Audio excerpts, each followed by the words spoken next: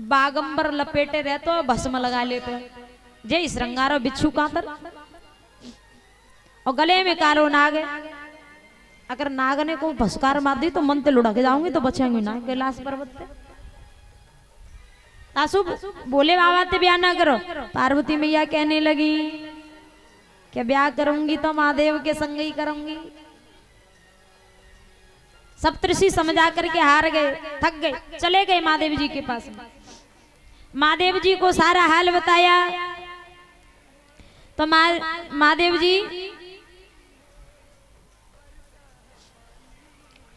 जी स्वयं पार्वती को दर्शन देते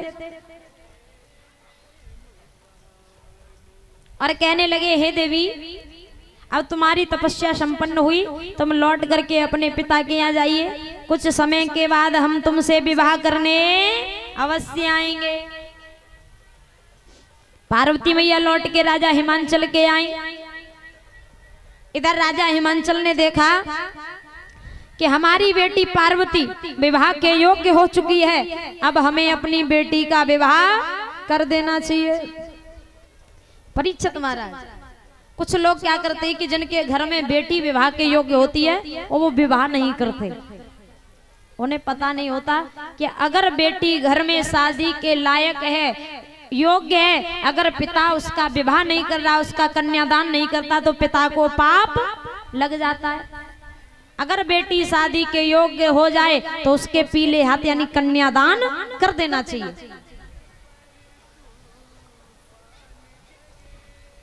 तो राजा हिमांचल ने गर्ग ऋषि को बुलाया, ब्रह्मा विष्णु को बुलाया, सप्तऋषियों को बुलाया, नारद जी को बुलाया और गर्ग ऋषि को बुला करके लगन पत्रिका तैयार कराई।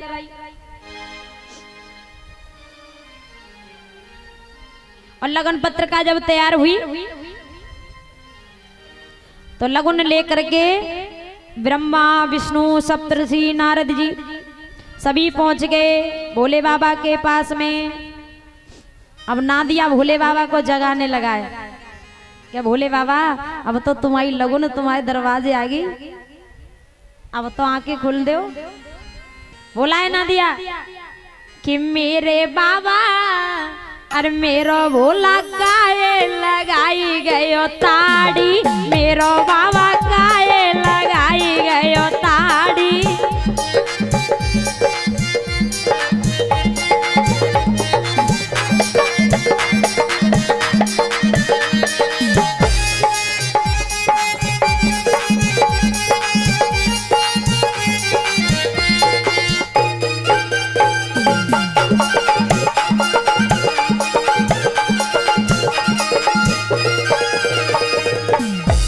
अरे मेरो भोला अरे मेरो बाबा अरे मेरो भोला काये लगाई गयो ताड़ी, मेरो बाबा।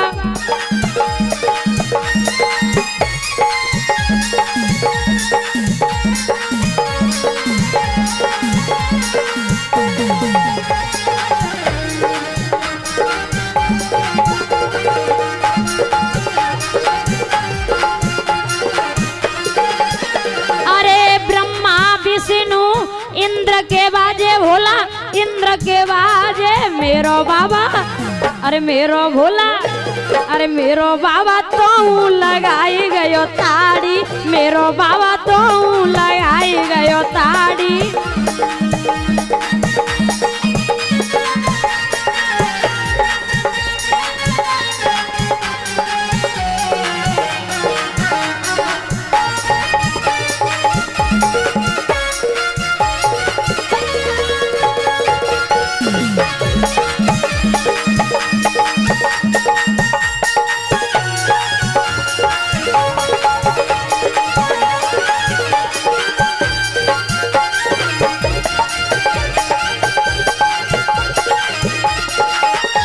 अरे मेरो भोवा अरे मेरो बाबा अरे मेरो बाबा तो लगाई गयो ताड़ी, मेरो बाबा।